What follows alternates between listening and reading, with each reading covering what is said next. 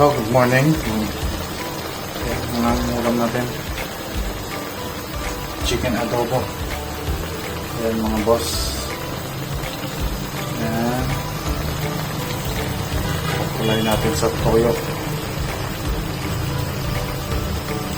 Yan mga boss. Okay, let's go.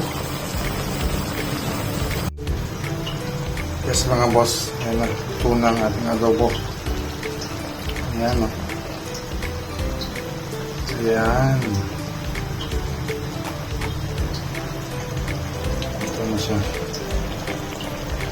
Ayan.